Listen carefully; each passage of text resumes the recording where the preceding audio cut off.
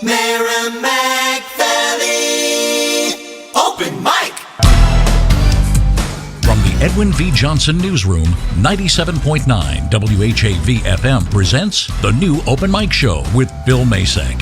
Make your voice heard. Call 978-374-1900. That's 978-374-1900. Well, good evening, Merrimack Valley. This is the Open Mic Show. Bill Masek is not in this evening. This is Bill Ellis filling in for him. We have lots to talk about tonight. Let's start with the New England Patriots. What happened? Where was Malcolm Butler? How come he didn't play? Bill Belichick's not talking a whole lot about it. He only said that he did it as a coach to try to make the team win. And apparently the Malcolm Butler not being on the field has come back to haunt Bill Belichick's decision. Good evening, everybody. Just want to let you know we get a lot of bad weather coming this way on Wednesday. There's a winter storm warning, heavy snow and mixed precipitation possible. Plan on difficult travel conditions, including during the evening commute on Wednesday. Snow accumulations 3 to 7 inches are possible. Ice accumulations of 1 to 2/10 of an inch. That's all it takes to slip off of the road. Possible near the Mass Pike. So be careful on Wednesday. We don't want to lose any listeners. You can call online here at 978-374-1900. Again, 978-374-1900. This is the Open Mic Show here on WHAV 97.9 FM. Well, I would like to hear what people have to say about the Super Bowl last night. It was a great game. Tom Brady, he had 505 yards passing, which was better than Foles' 373. They both had 3 touchdowns. They both had no interceptions. They both had 28 receptions. So what happened with the Patriots? Was it all down to that play where Brady lost the ball on the fumble? Well, that's a big question that will be asked forever and ever. But I tell you, the Eagles were fantastic last night. They look like a form of the Patriots from a few years back. The trick play with Nick Foles, that was stupendous. The trick play with the Patriots, Tom Brady, not as good. Was his hand a relative, prevalent in his loss of the Super Bowl game? I don't know. He didn't wear anything on his hand. Apparently his hand was a lot better than it was 2 weeks ago, understandably, with time heals. But he just didn't seem like the Tom Brady of old. Mentioning old, maybe he's getting too old to play. I don't know. He doesn't seem to be as sharp as he used to be. There were a few passes last night that seemed to go nowhere. There was nobody in the area. And I know sometimes he'll do that, too, if he's under pressure. He'll just try to get rid of the ball. But there were a couple incidences where it appeared that he threw the ball, and it looked like the play wasn't coming to fruition like they had planned. Well, you can give us a call at 978-374-1900. And what we'd like to do is talk a bit about the Patriots. I have a possible guest coming up at the 6:30 break. Right after that, it's a fellow named Ron Burton Jr. We'll get into a little bit more about Ron.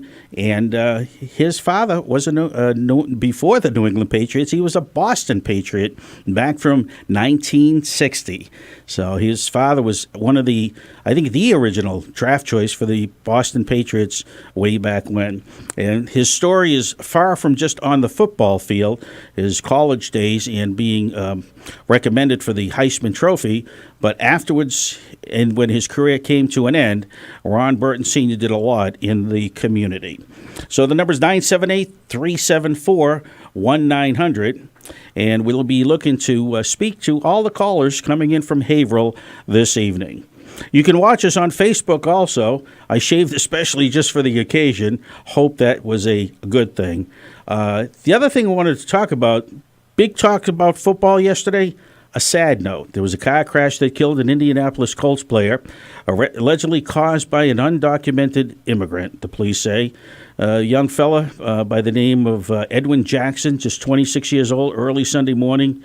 He pulled over the side of the road. He was riding in an Uber vehicle, and apparently a truck, an F-150, came by with this driver that was undocumented, illegal, and plowed into him and the driver of the vehicle, who was an Uber driver, and poor Mr. Jackson lost his life. Well, not a good thing. But Yeah, God rest his soul, and hopefully there'll be definitely a this person will be prosecuted to the full extent of the law. Apparently, the intoxication level was very high. He'd already been ushered out of the country a couple of times, and then he made his way back in again. We have a birthday call coming up. Let's take a look at that, and we'll talk about that also. We gave a birthday cake away last week, so let's talk about the birthday coming up here. Hello, caller. How are you this evening? I'm fine this evening. How are you? Good. Very good, thank you. Very well. You want to talk about a birthday? Whose birthday is it? Well, I just gave them two. Two birthdays. These are March birthdays, folks. Okay. All March birthdays. And this one is, well, her real name is Jayliana, but I just call her JJ. You know, she has the nicknames. Now, what kind of name is Jayliana? It's pretty. What background is that? I think it's made up. It's a made-up name. I used to have a made-up name when I was living in Illinois when I didn't want the police to know me. Oh, there you go. And how old will Jayliana be in March? 12. 12 years young. Yep. She made up her own name at 12. And how about You know how it is. Some people, the way they name kids nowadays, sometimes they just don't use normal names. They want to do things a little differently. Names are very different. When I was a kid, James, William, Thomas, those were the names. Take a look at a roster of an NFL football team. None of those names existed when I was born in 1957. But that's okay. Variety is the spice of life. It is indeed. But I'll tell you, sometimes I think there's something to be said for the traditional names. Now, I'm lucky because What's your traditional name? my traditional name is Brian. Okay. And I escaped certain names in my family. What are some of the other names? Because I was the youngest. Like my brother Wallace, he goes by Wally now, but we called him by his middle name when we were kids at home, called him Arthur. Well, around here, it was more like Arthur. My oldest brother's name is Addie. Yeah, see? And I have a brother, Paul. Okay, one of the disciples. It's funny because coming from Boston, you don't pronounce the R, and where there is no R, you put it in there.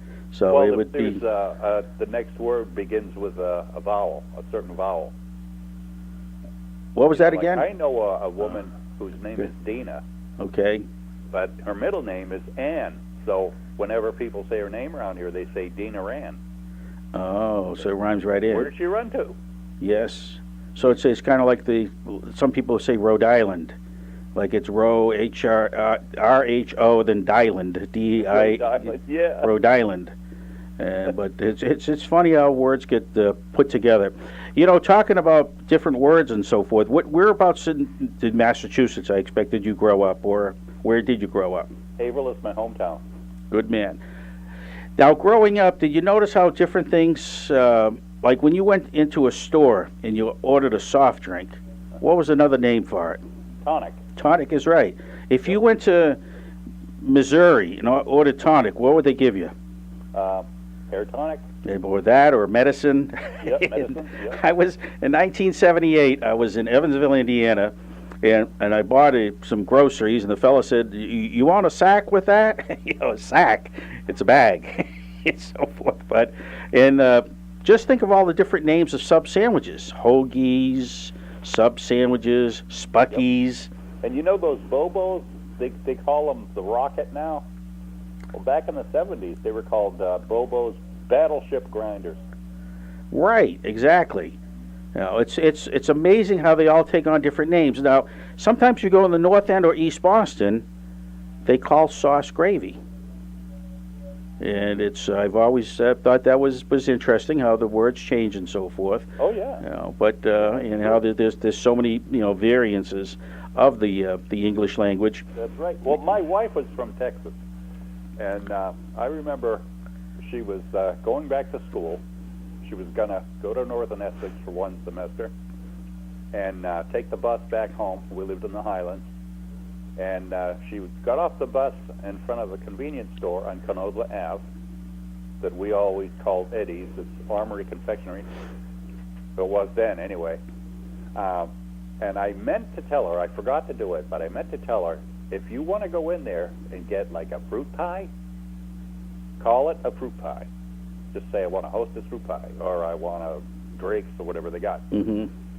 But I forgot, and she went in and tried to order a fried pie.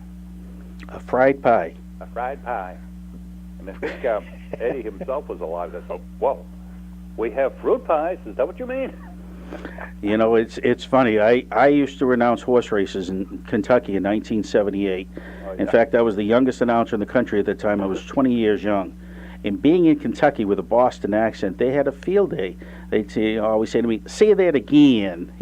And so, and the favorite thing is park your car in Harvard Yard. So yeah. I had to work very hard, right there with the word hard, to keep the R in there until I enunciated the best that I could. But I'm telling you, it was a different world in Henderson, Kentucky in 1978. Oh, yeah, very true. Now, did you grow up in Haverhill? No, I grew up in the Boston area. Oh, the Boston area, Yes. Okay. And sometimes people will tell me that my accent sounds a little bit of New Hampshire or the Maritimes. The Maritime? The Maritimes, because I used to use an expression, wee bit. A wee bit? I still use that one. Yes, wee bit. I got relatives there. Up in the Maritimes? Whereabouts in the Maritimes? Prince Edward Island? Okay. Beautiful country up there. Yes, it is, eh? Well, now you had somebody else that you wanted to mention for a birthday. Oh, yes, Brittany. And Brittany. And how old is Brittany going to be? 29. See, now you shouldn't have given her age. Now, is Brittany married, single? Single. Well, maybe you can try to push for a rich husband for Brittany on the air. Can you give us the good things about Brittany? What about Brittany? Well, she's bright, successful, and doing very well, close to her family. She's good at whatever she does. Well, that's a good thing. Now, she wouldn't happen to be the woman that won the Powerball in New Hampshire that wants to remain anonymous, is it? No. Okay, because that would really definitely get a few calls. Oh, yeah. I would think. She's identified as Jane Doe, and she filed a complaint last week saying that she signed the back of the ticket following the January 6th drawing, the nation's 8th largest lottery jackpot. She thought that she was required to do so as directed by the information the State Lottery Commission website, but she wants to remain anonymous. And I can understand that. The gal that hit in Massachusetts, in Chicopee, Mass. Last year, she won, $400-some-odd million? Yep. And she went right away down to the lottery the next day with her girlfriend and to claim. And then, she left herself wide open. A lot of these people go down there and they become a trust, to prevent themselves in lawsuits. And I was mentioning to somebody, if she was to drive home that night and get in a car accident, I tell you, that person that was in the accident with them would have claimed everything under the sun was wrong, knowing that there was a rich woman in the other car. Oh, yeah. But it's congratulations to them. It's definitely a life-changing experience. So we will add Jayliana and Brittany's name to the birthday cake prize that will be coming up, and that will probably be drawn towards the end of February, the last show of February, and that will be for their March birthdays. And Brian, we appreciate the phone call, and please call back again soon. Well, I will, and before I go, yes, sir. We need to remind listeners that it's not just for birthdays. If people have an anniversary that they want to wish for March, that's just as good. You can do birthdays and anniversaries for the month of March. Anniversaries is a good thing also. And they'll get the chance to win the 7-inch cake from LBD's second-generation Italian bakery, 140 South Main Street in Bradford. Are you Italian? No. Okay. Well, I'm half Italian, which is good. Well, I get the best of both worlds, English on one side and Italian on the other. And I have the Irish on one side and the French on the other. Wow. Well, that's a good thing. We'll have to find out sometime how the Irish and the French blood ended up coming to fruition with that. But, Brian, I appreciate the call very much. We have to take a short break, and we will be back. You have a good evening. You too, Brian. Thank you very much. We'll be back with Open Mic here on WHAV coming up shortly. Open Mic! Bill Masek and the new Open Mic will be right back. Get in on the action. Call 978-374-1900. If you're enjoying this program, consider becoming a WHAV member right now. Just click on the membership tab at WHAV.net. Broadcasting on the Armstrong FM system. This is 97.9 FM WHAV. Catch the wave. Melinda's Garden Moments help gardeners create and maintain a healthy, beautiful garden with ease, inside or out and all year long. This is Melinda Myers, inviting you to tune in every weekday morning right here on WHAV. You'll learn creative ways to grow your own vegetables and herbs while beautifying your landscape. Eco-friendly lawn care, flower garden design basics, unique container gardens, attracting birds and butterflies to the landscape, and much more. Again, please join me weekday mornings for Melinda's Garden Moment for a very environmentally friendly approach to gardening. Remember, only local radio can bring you this feature opportunity, but only WHAV does. Community Spotlight.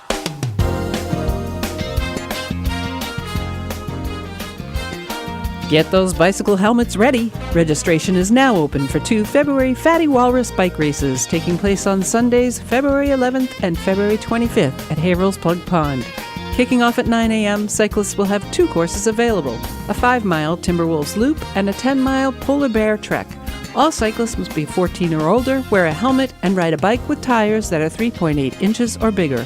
Registration and more information are available by searching Haverhill at bikereg.com.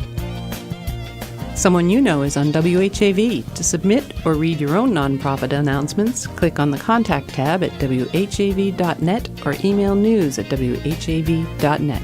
In the Edwin V. Johnson newsroom, this is Robin Fancher.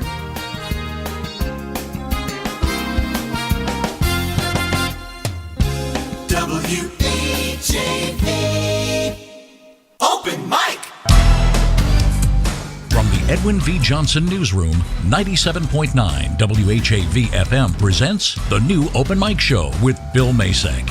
Make your voice heard. Call 978-374-1900. That's 978-374-1900. Sweet William Masek is not with us this evening. This is Bill Ellis filling in for Bill.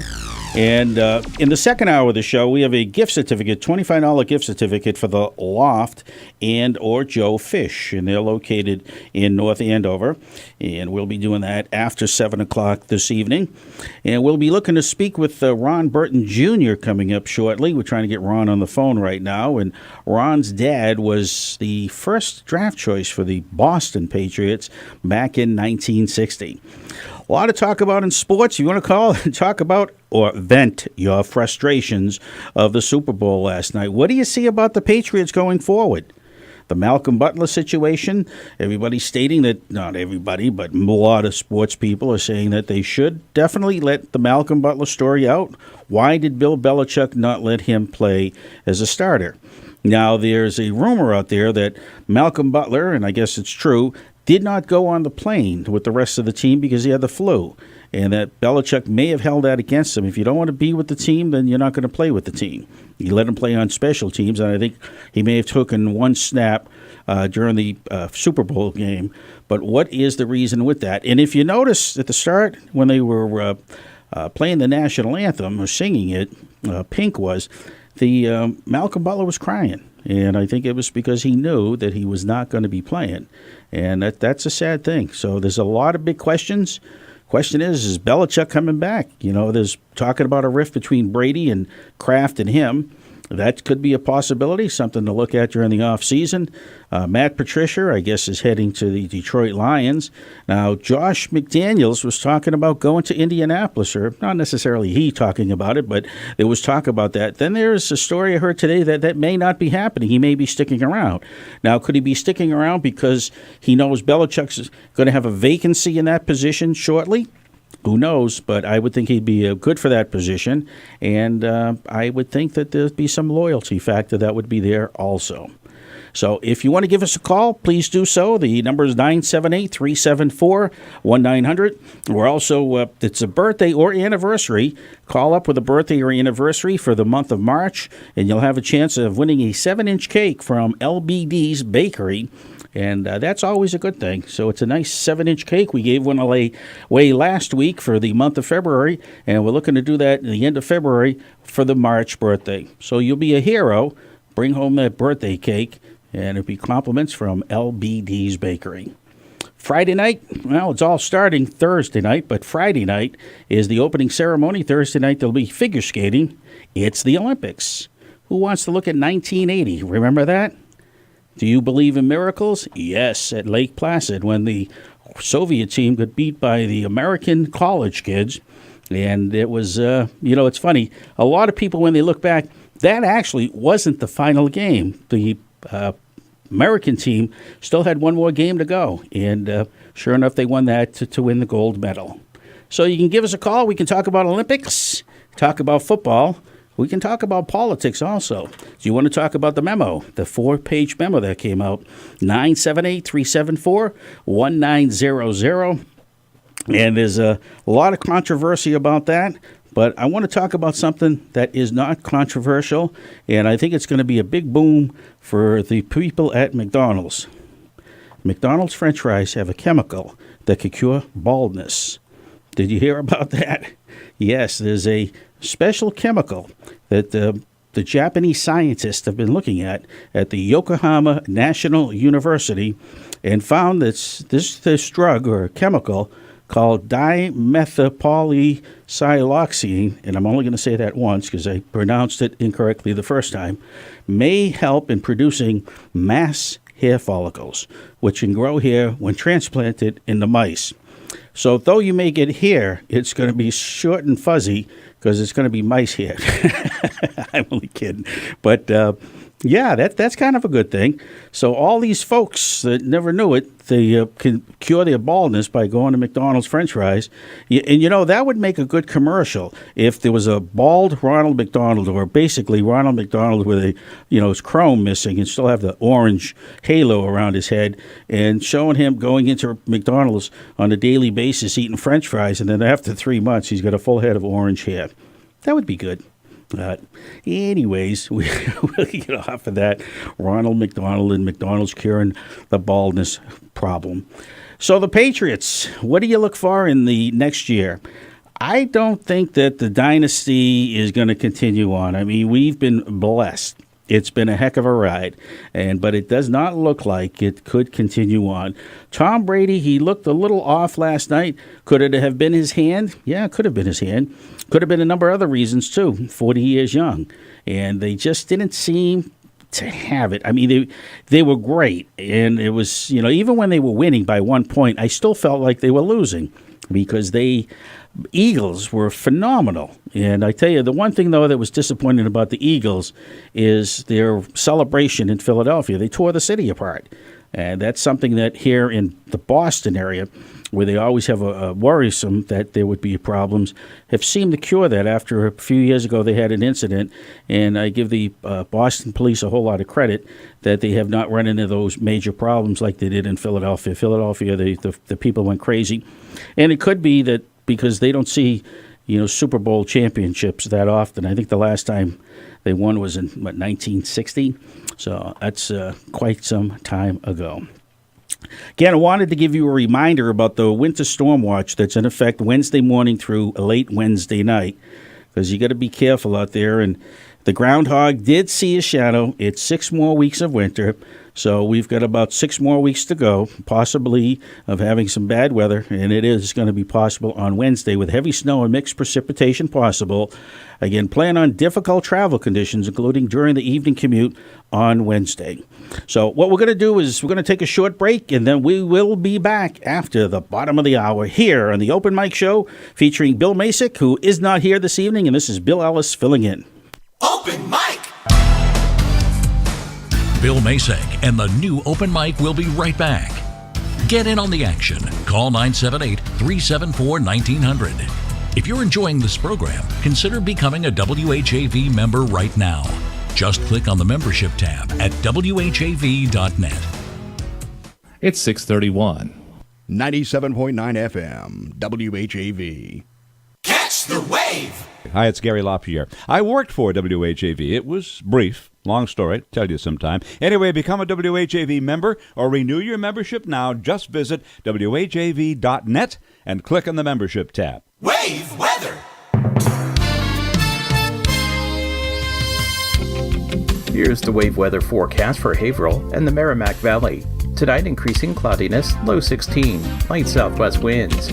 On Tuesday, becoming partly cloudy, high 35, low around 20. And the outlook for Wednesday, cloudy skies with snow, possibly heavy at times, high 33, low 24. I'm WHAV meteorologist Jim Vaughn. Your next wave weather in 30 minutes.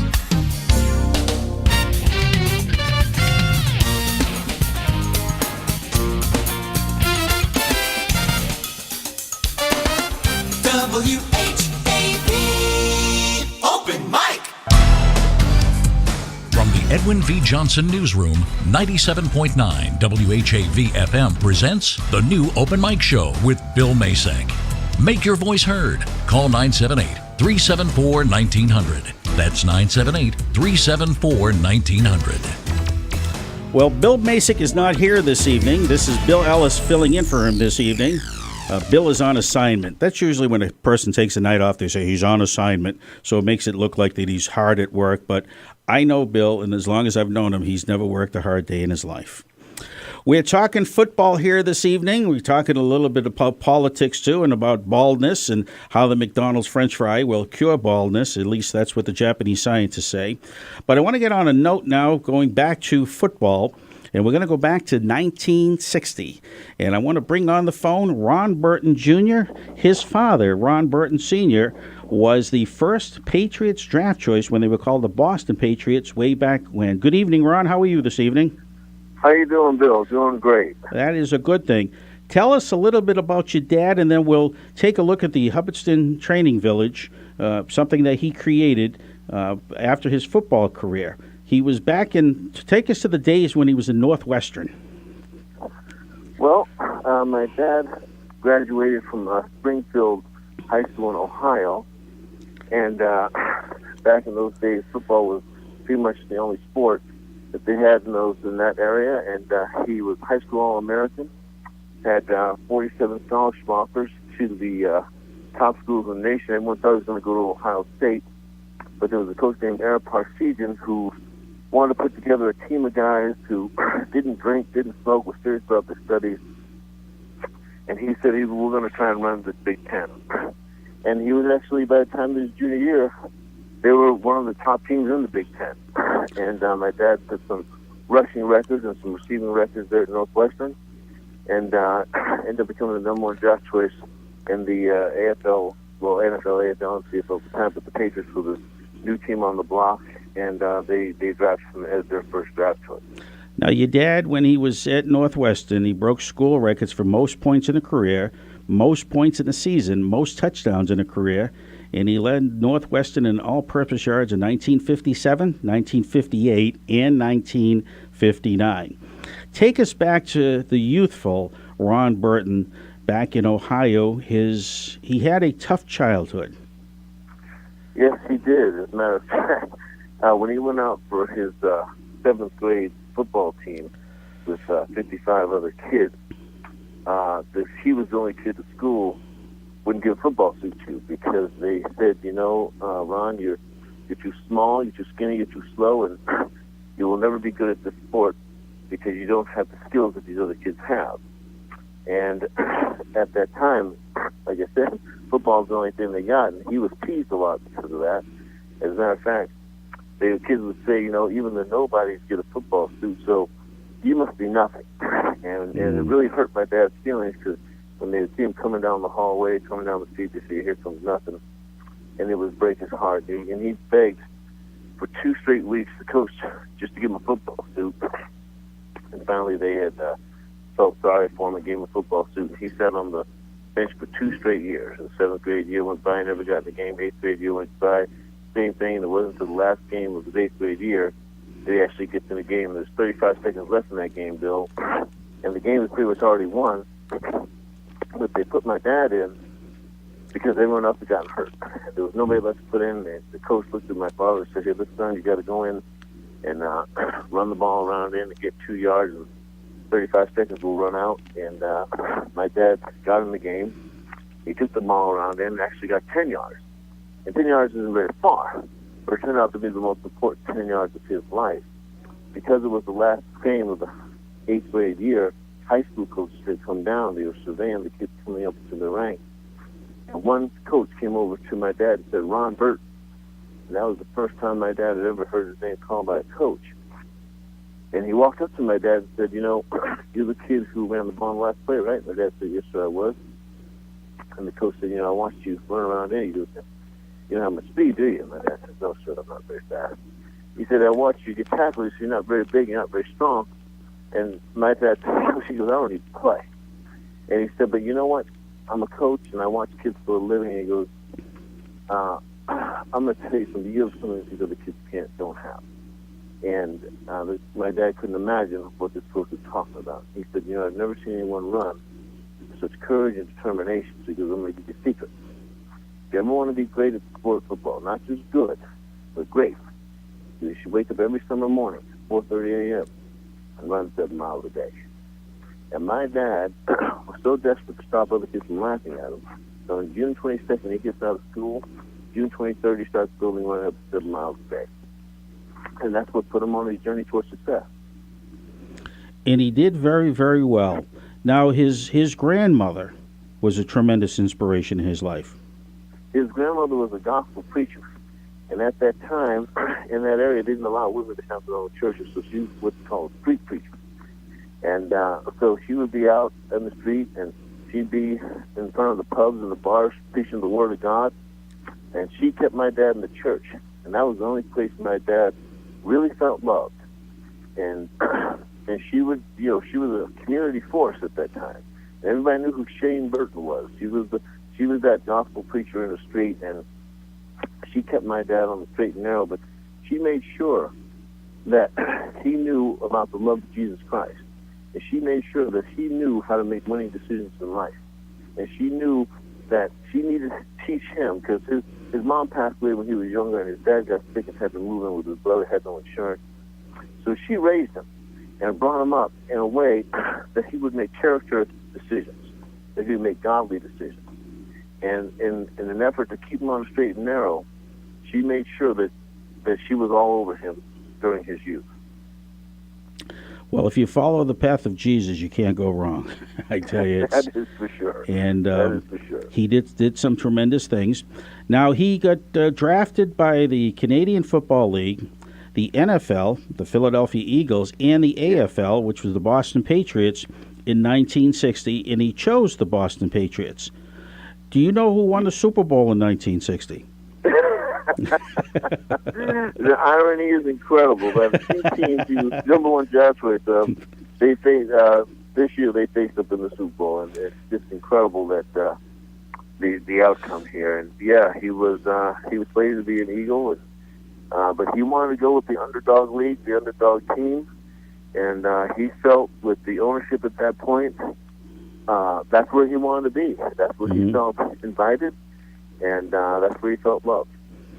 And it's interesting because he set a whole lot of records as a Boston Patriot, first 100-yard player, and multiple times over 1,000 yards on different categories as kickoffs and receiving and rushing and so forth. He sounded like he was just an all-around great athlete. That the program that he followed, the exercising at 4:30 in the morning, similar to what you do today, I'm sure that you're up most mornings at 4:30. Then you turn the alarm off and go back to bed. But but no, I mean it's tremendous. I've read his history. Again, he was high school All-American, earned 47 scholarships to major colleges and universities around the country. He attended Big Ten's Northwestern University.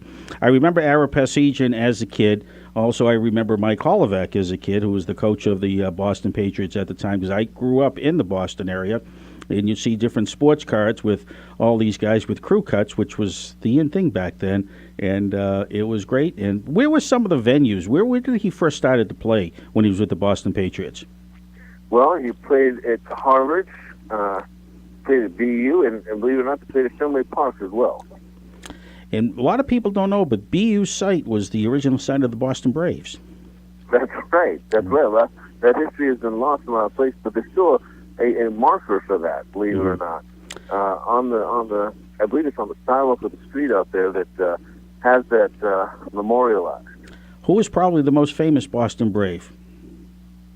Who is the most famous Boston Brave? That is a very good question. I'll give you a clue. He was probably the most famous Boston Red Sox player. And it's before our time. He was... Babe Ruth. You're not talking about Ruth, right? Yeah, it was Babe Ruth. Oh, that's right. Yeah, you're Babe right. Ruth. He played for both. And the highlight of Babe Ruth's career, probably not the highlight, but a phenomenal thing, the last game that he played, which was against the Pittsburgh Pirates at Pittsburgh, nobody had ever hit the ball out of the park. He did. He hit it out of the ballpark, and they said the ball just is probably still going. He hit 3 home runs in his last game. You know, you talk about a guy that is a movie. I mean, the Babe Ruth story, which is, you know, is always great to see. And it's funny because Babe Ruth also did highlights or cameo appearances on the Lou Gehrig story. I don't know if you ever saw that movie with Gary Cooper. He did some portions in that also, especially that famous speech that Lou Gehrig gave when he said he was the luckiest man on the face of this earth. And when he knew he was dying of ALS, which they termed Lou Gehrig's disease because of that. We're going to get into baseball in just a bit, but I want to talk to you about the Ron Burton Training Village. I first got exposed to it, and I went to see you one day, and I drove through these gates, and I thought I was in a different part of the world. I saw things that looked like they were from England. I saw things that looked like it was from Greece. Tell us a little bit about the Ron Burton Training Village and what it looks like and what it exposes young folks to, and then give us a little bit of background about that. Well, when my dad finished his career with the Patriots, and you have to fast forward a little bit, and he had us kids, and he sat us down, and he said, you know, I want to have a camp for kids who are just like me, the meek and the poor and the ones everyone says don't have a chance. And we're going to teach them not only how to train for sports, but we're going to teach them how to make winning decisions in life. But we're going to do it through the context of the love of God. And we're going to create a place that you can talk about God. And we're in an era at that point in the early 80s where our society was moving away from talking about Jesus, talking about God, and doing those things because it wasn't the end thing to do.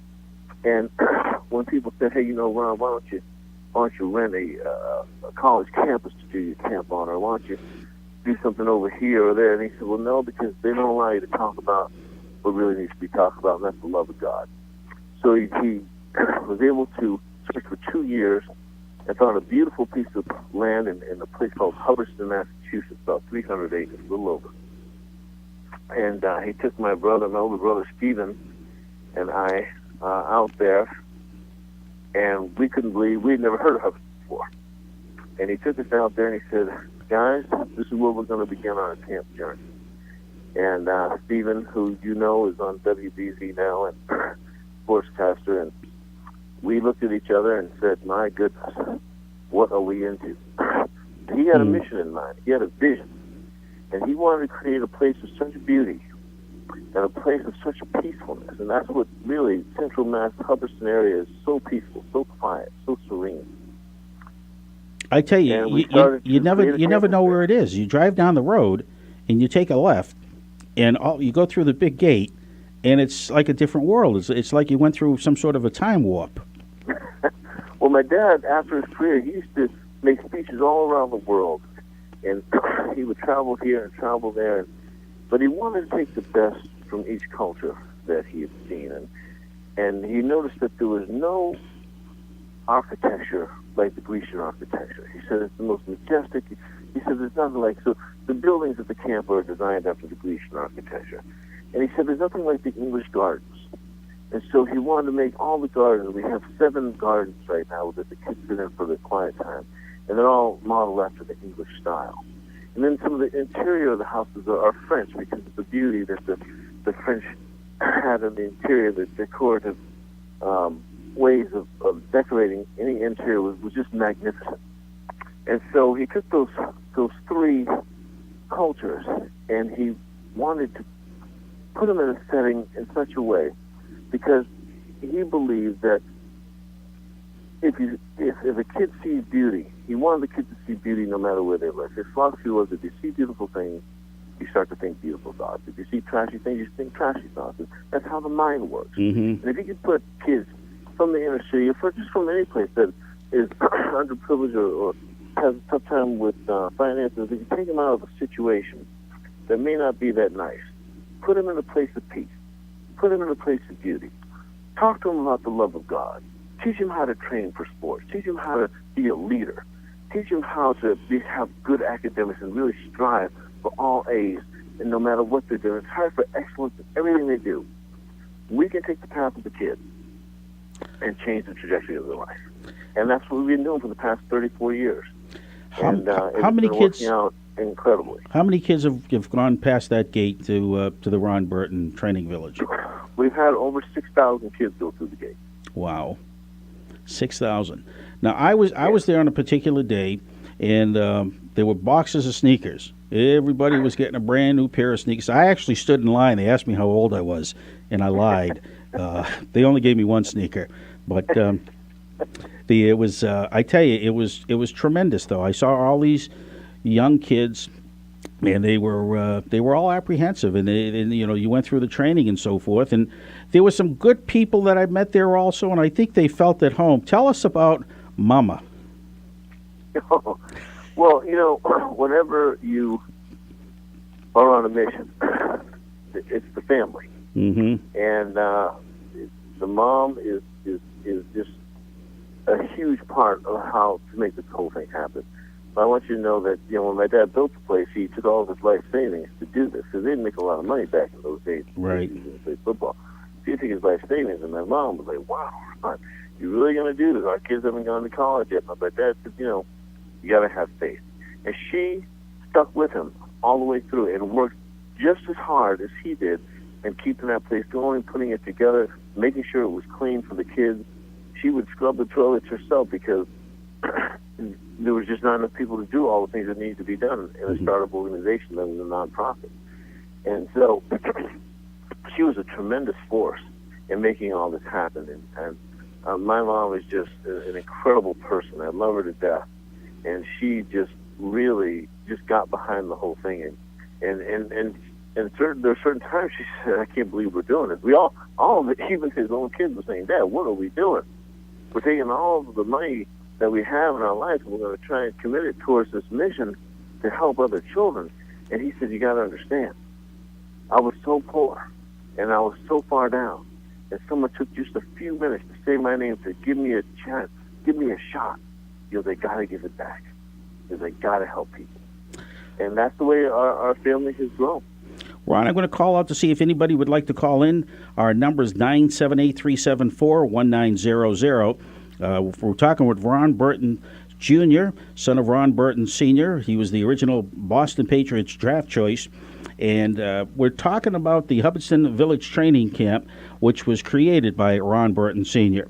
Now, you mentioned family. Family can be not just somebody that's blood-related, but somebody that's also been connected with you or your family for many years. Tell me about Preston.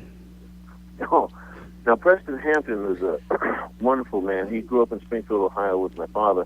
He's actually about 10 years older than my dad. And he took my dad to his first camp. And Preston is just turned 90 this year. God bless him. And I him. want you to know, Preston actually does all the kids' laundry, and has done it every year for the past 33 years. And is an incredible human being. Does it with the right spirit. And he's also a spiritual mentor. So, he knows the Word of God, knows the Bible, and really talks to these kids, even while he's handing out their laundry. We do the laundry twice a day. And I want you to know, when you do laundry for 130 kids twice a day, that's a lot of clothes. That is a lot of clothes. It's a lot of opportunity, though, for someone to speak to these people out of love. And Preston does that immeasurably. There's no word for how that man is.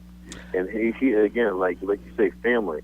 This guy is a part of the Burton family like you won't believe. He's just an incredible human being. Sounds like your father's been blessed. There's been a lot of people along the way that have assisted him. Blessed, there's got to be another word for it. Because not only do you have individual family members, we have corporate family members. We have all of the Boston community has been so supportive. You know, even from the sports team, from the Patriots and the Red Sox. The Red Sox started the Boston Red Sox Children's Retreat. And when John Henry came out to the camp back in 2002 when he first bought the team, he had met my father, and he said, boy, I got to get out there. And he said, my goodness, what you're doing for these kids is incredible. We want to expand this program. And now we do all these Boston Children's Retreats, which are weekends throughout the baseball season. We bring kids a little younger in age, 9 to 12-year-olds, out for Friday, Saturday, and Sunday weekend retreats where we do these micro Ron Burton Training Village camps. And we have 4 core values, though: love, peace, patience, and humility. And we try to teach those 4 core things because if you can conquer those things, if you can, my dad used to say, if you can love everybody, and everybody means everybody, and if you can find a way to be patient and peaceful, loving, and humble, you will find that your trajectory towards success becomes a lot faster. That's so true. It's so true. Now, your father had children that became very successful. You have a brother, Paul, that's on WBZ, a brother, Steve, that's on WBZ. You have a brother, Phil, and he was involved down in Florida, I believe? Yeah, he was the lead sports broadcaster for ABC in Orlando. And my sister's an author. She writes children's books and a teacher as well. I've been blessed to be with the Boston Red Sox organization for the past 25 years now. And we've been blessed. You know, it's been an incredible journey. Certainly, God has been a God-led way for all of us. Mm-hmm. And Stephen started at Nesson, and now it's with BZ. He's been with BZ for, I want to say, almost the same amount of time, 25 years. And came up under Bob Lobel and those guys. Bob did a great job, and then handed the baton off to Steve.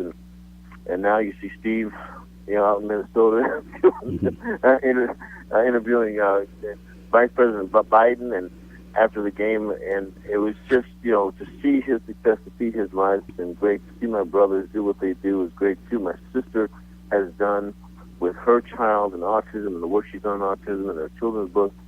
It's just been a huge blessing. I can't even, sometimes I'm just humbled by the whole thing. Incredible. Now, you have brothers that are on TV. You're not on TV. Is it a facial thing, or? Yeah, they put the more handsome of us on TV. So they got me in the it's back. obvious. I went on the website and I said I could see why he's nice. He's behind the camera. Now, you're associated with the Boston Red Sox.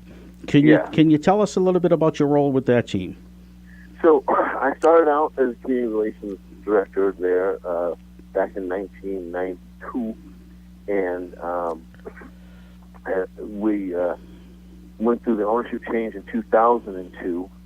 And at that point, like I said, John Henry came out, and my role changed a little bit with regard to the community outreach I was going to do now.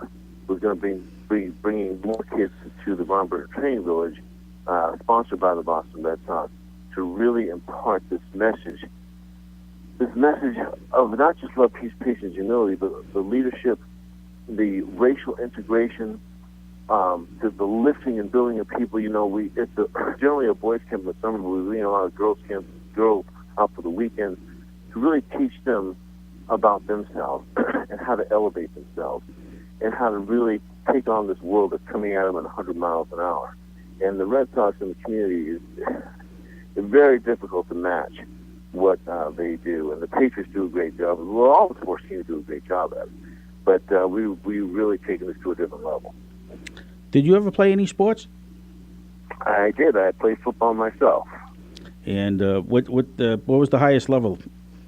I went to Northwestern University, played in the Big Ten, and had a tryout with the Patriots back in '88. I had an injury, and so they weren't able to keep me, but it was a great time to be with the part of that team at that time. But Northwestern was an awesome place to play. I loved playing in the Big Ten.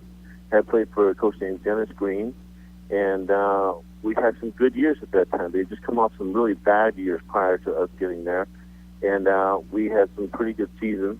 Then my younger brothers went there and actually won the Rose Bowl. So all my brothers, and my sister, we all went to Northwestern, which was an incredible school. And we loved every minute of it, not only just the sports, but the academics as well. And what a tremendous place that is. There was a time there when Northwestern would never win anything. There was a time they struggled winning anything. and it was really, they were one of the losing teams in the country back in the early '80s. Before you were there. That was a little bit before I was there, Yes. but so we were building the program right as Dennis Green was coming in. Yeah, because I remember as a kid in high school, graduated in 1975, and illegally played a football card, and you'd always pick Northwestern to lose because it was almost like a give me. Well, believe it or not, when my dad went to Northwestern in the 1950s, they were also struggling at that time, and people couldn't believe that he would go to Northwestern over Ohio State. And they said, why would you go to a place where they never win? But because of Errol Parseghian, the people he was getting ready to put together, they ended up bringing that right to the top of the Big Ten, which is what they did later on in the 90s when my brother was there under Gary Barnett. What were some of the teams that you played against?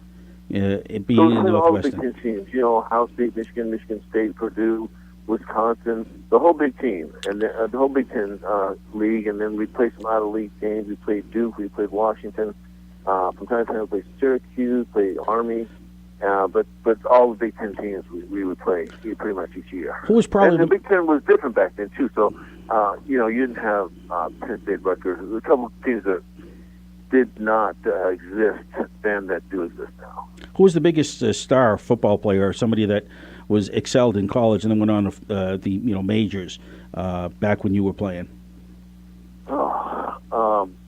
Easton. There's so many. There's White, Lorenzo White. There's so many running backs and receivers that went on. It was just unbelievable. Who made his name? There's a lot of big time guys that went big from the Big Ten in those days.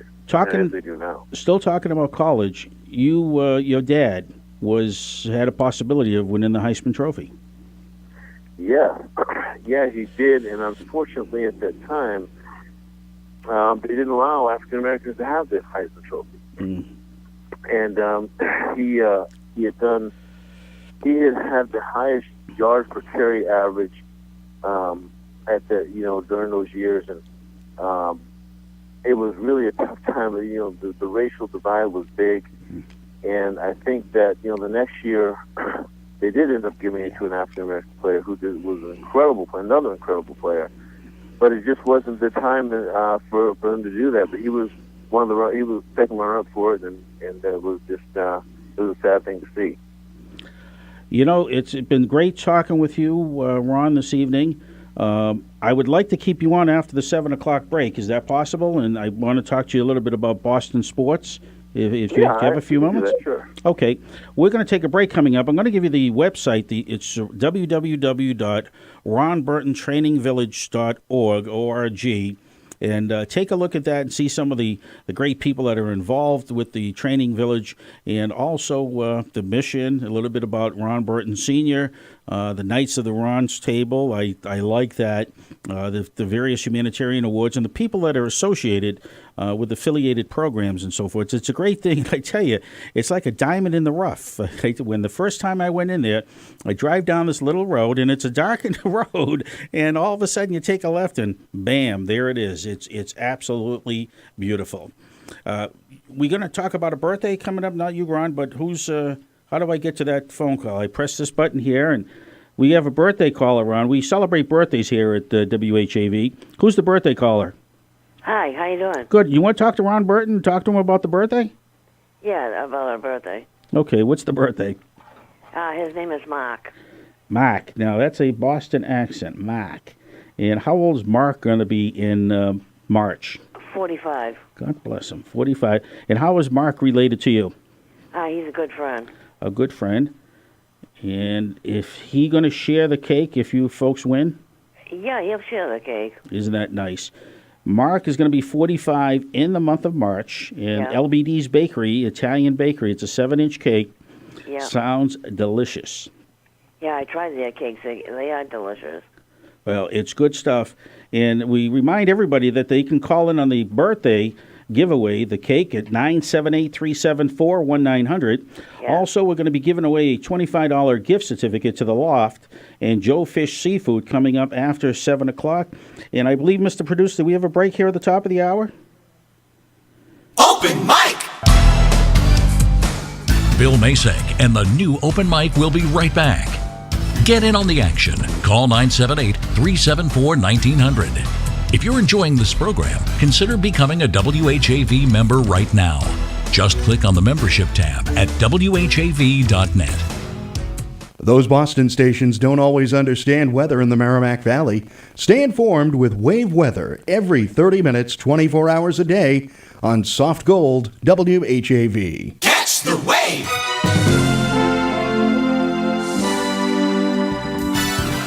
On air or online, 97.9 WHAV serves you. Twice an hour weekdays, keep up to date with exclusive local news and weather. Find out about civic events on Community Spotlight every quarter hour. And better prepare with WAVE weather every 30 minutes. Mass Moments, Melinda's Garden Moment, Soundbeat, and Insight Daily complete the spectrum. Hear classic comedy and drama 7 nights a week at 10 p.m. and 1 a.m. Finally, a unique blend of rock and roll hits from the 60s, 70s, and 80s round out the entertainment. Stay with 97.9 WHAV, the only behavioral-based news source. WHAV. Open mic.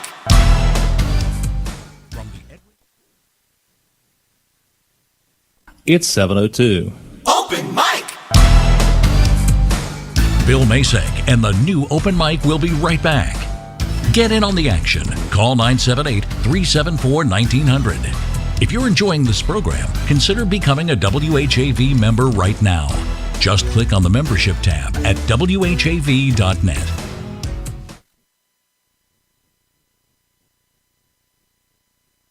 WHAV LP Haverhill.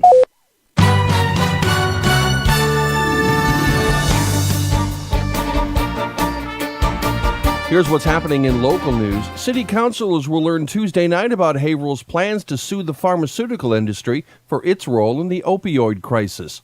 In 2016, the last full year for which figures are available, Haverhill had 38 opioid-related deaths, up from 31 the year before. Additional deaths may be added upon confirmation by the state medical examiner. In an interview with WHAV, Haverhill's Mayor James Fiorentini explained the motivation behind his administration's suit.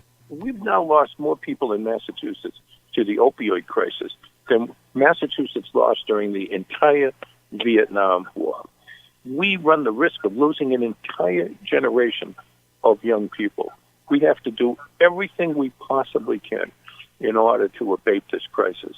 Haverhill joins a growing number of communities suing the country's largest pharmaceutical manufacturers and distributors to attempt to make them pay for what the city calls their leading role in the opioid crisis, the mayor said.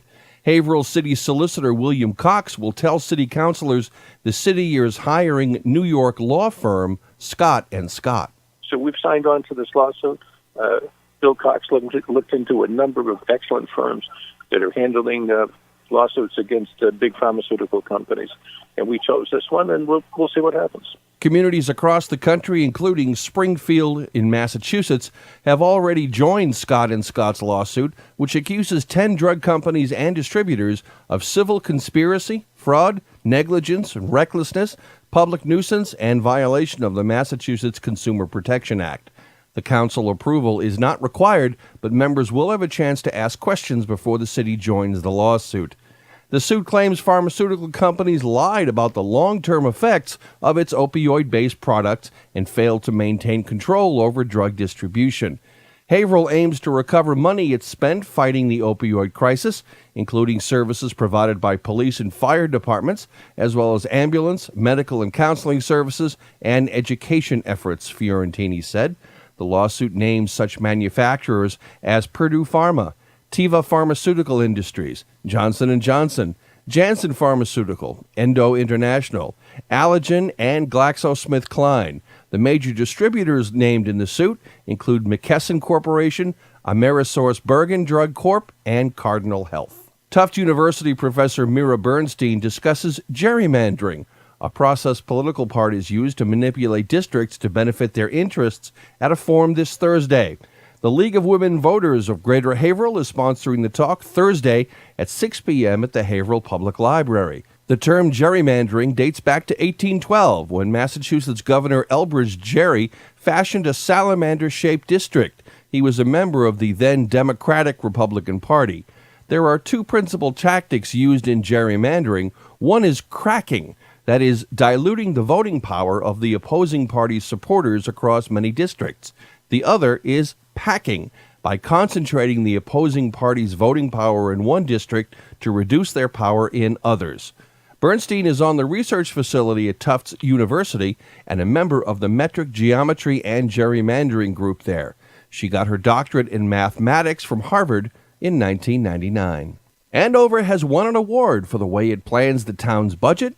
Town manager Andrew Flanagan said the town got the Distinguished Budget Presentation Award for its current budget from the Government Finance Officers Association. We're honored to be recognized by the GFOA for our sound budgeting practices, Flanagan said. This award illustrates Andover's fiscal responsibility and commitment to providing high-quality service to its residents. To receive the Distinguished Budget Presentation Award, the town of Andover had to satisfy nationally recognized guidelines for effective budget presentation. The guidelines are designed to assess how well the town's budget serves as a policy document, financial plan, operations guide, and communications device. Budgets considered by the group had to be rated proficient in all four categories and in the 14 mandatory criteria within those categories. Remember, WHAV is the only Haverhill-based news source. There's always more at WHAV.net. From the Edwin V. Johnson Newsroom, still mourning the Patriots' loss, this is Eric Scott. From Feature Story News in Washington, I'm Priscilla Huff. The Maldives declares a state of emergency amid a political crisis. The African National Congress meets with the fate of Jacob Zuma under discussion. Salah Abdeslam claims he cannot receive a fair trial for the 2015 Paris terror attacks due to anti-Muslim bias. A possible sarin gas attack is reported in Sarakeb in northwestern Syria. Larry Nasser receives an additional prison sentence for abusing young female gymnasts. Wave weather. Here's the wave weather forecast for Haverhill and the Merrimack Valley. Tonight, increasing cloudiness, low 16, light southwest winds. On Tuesday, becoming partly cloudy, high 35, low around 20. And the outlook for Wednesday, cloudy skies with snow, possibly heavy at times, high 33, low 24. I'm WHAV meteorologist Jim Vaughn. Your next wave weather in 30 minutes. Broadcasting on the Armstrong FM system, this is 97.9 WHAV.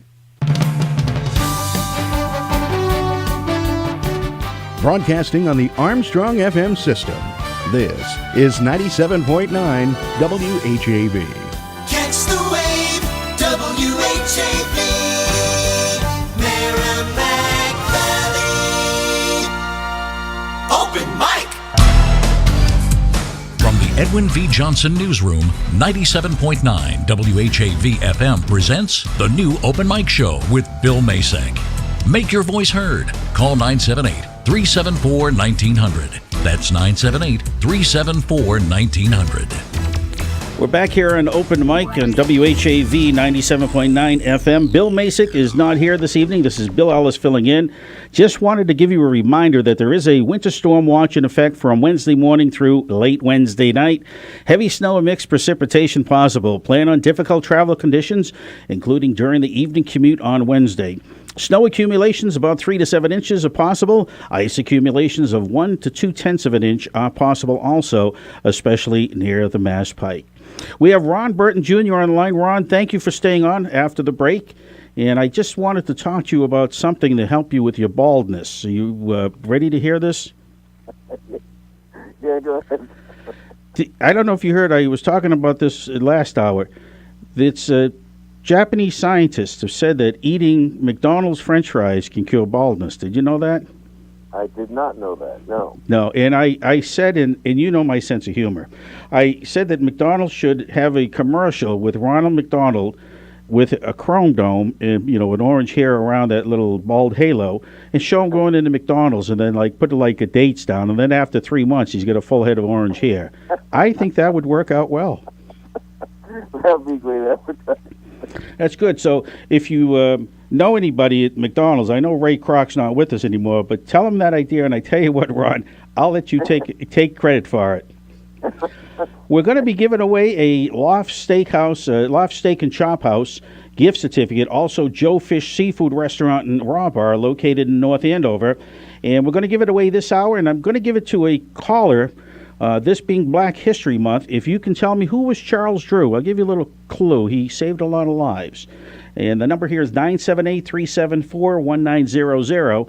If you can tell me what Charles Drew did, you're going to be a recipient of a nice $25 gift certificate to the Loft and also Joe Fish.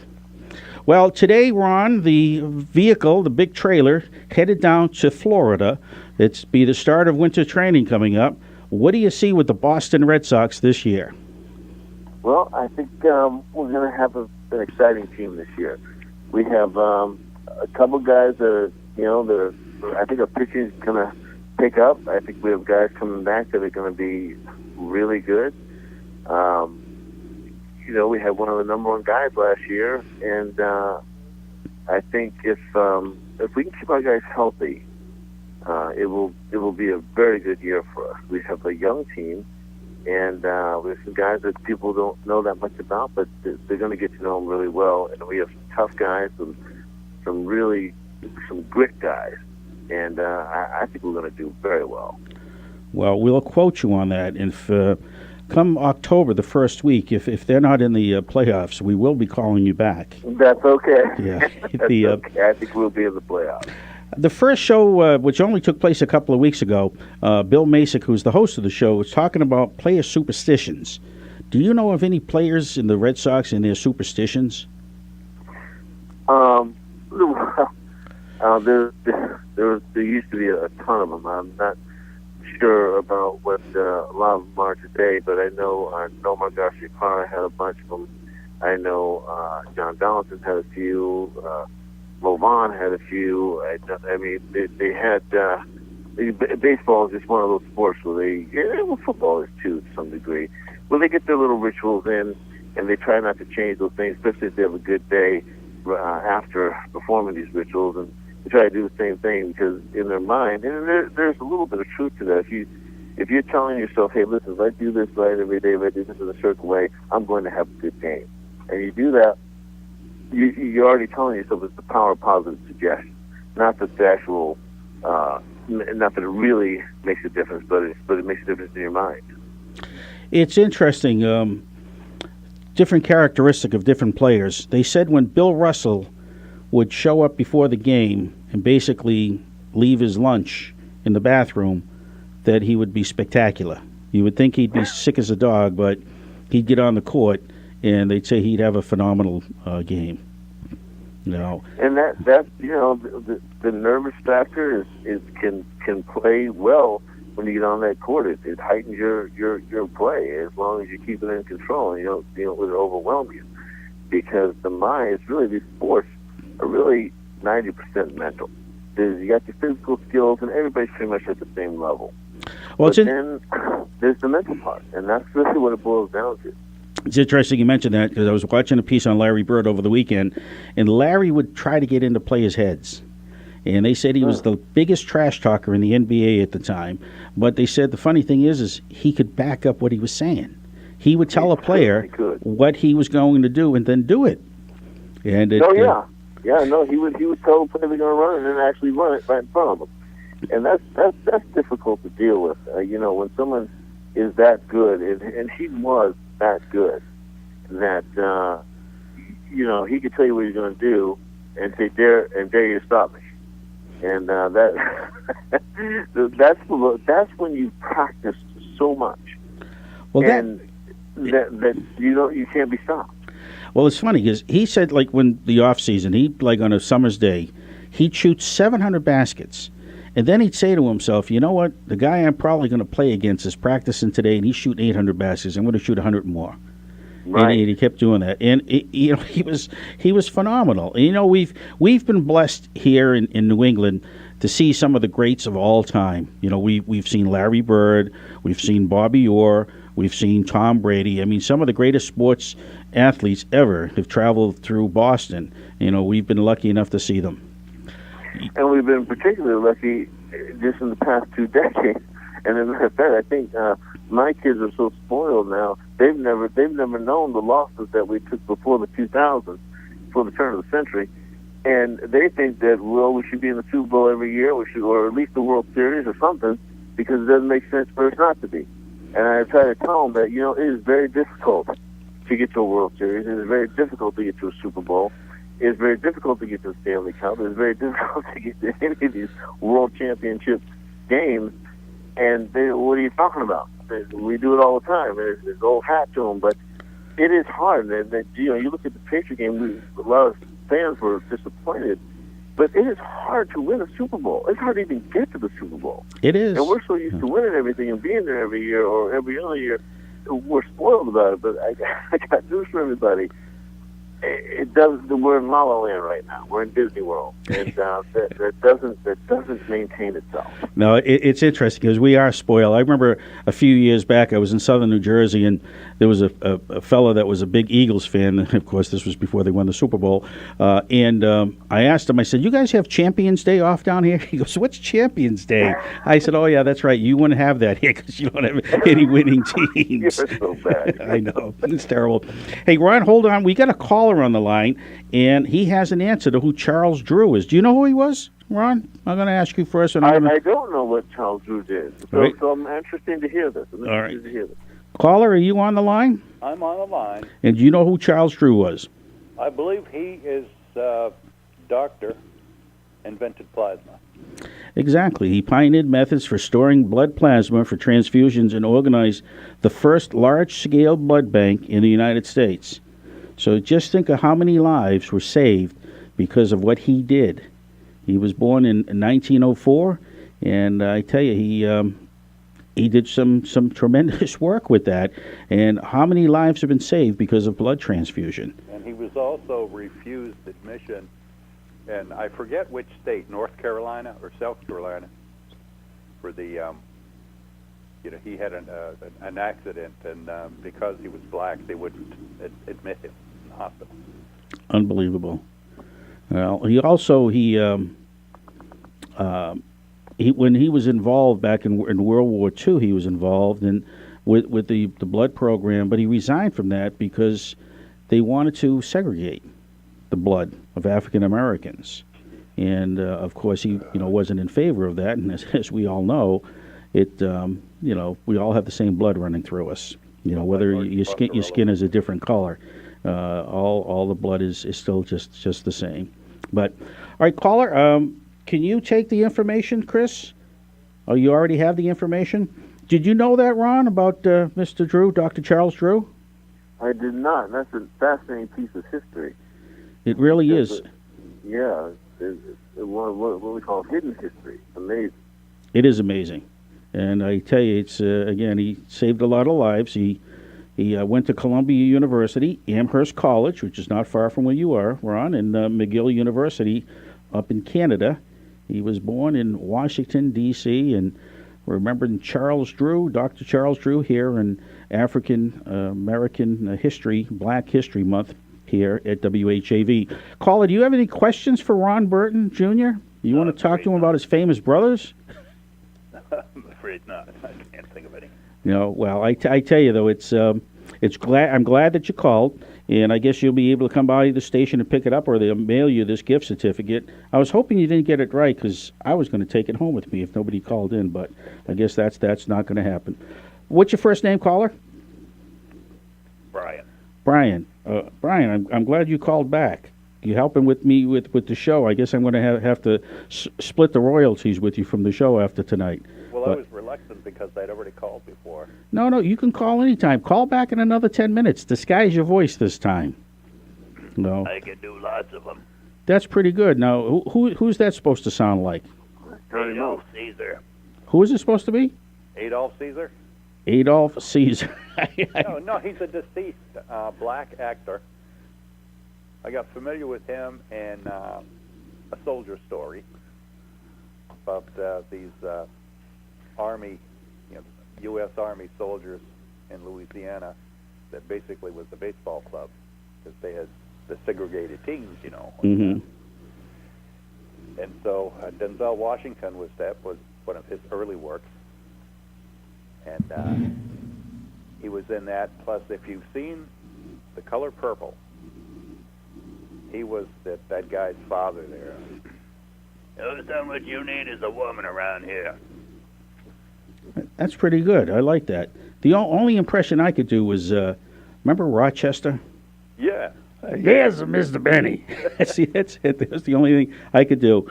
Quick question: funny. How you mentioned black baseball? How old was Satchel Paige? He say he lied about his age. Well, I don't know. Do what you got to do. I tell you, and he did it great. He apparently he lied about his age, and he was one of the best. He was born in 1906. He died in 1982. And you figure when he was playing in the 40s and so forth, so he had a few years on him at that time. But he was a stupendous baseball player. Brian, thank you very much. We're going to take a short break, and we're going to get back to Ron Burton Jr. right after this message. Open mic. Bill Masek and the new Open Mic will be right back. Get in on the action. Call 978-374-1900. If you're enjoying this program, consider becoming a WHAV member right now. Just click on the membership tab at WHAV.net. Broadcasting on the Armstrong FM system, this is 97.9 WHAV. Open mic. Hi, it's Bill Masek from the new Open Mic Show, reminding you to join me every Monday night from 6 to 8 with special guests, the top stories, sports, entertainment, and open lines for you to call in to. Join the open mic this coming Monday night with special guest host Bill Ellis right here on the Open Mic Show on 97.9 FM, WHAV. Community Spotlight.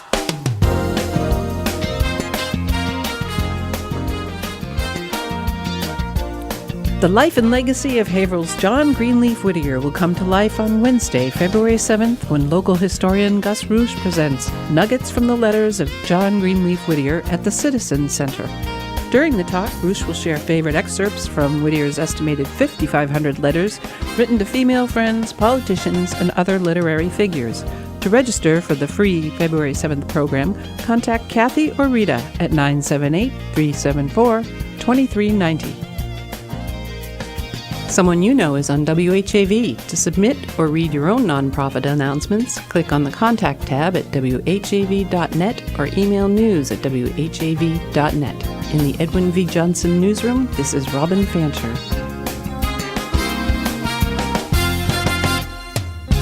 WHAV. Open mic. From the Edwin V. Johnson Newsroom, 97.9 WHAV FM presents the new Open Mic Show with Bill Masek. Make your voice heard. Call 978-374-1900. That's 978-374-1900.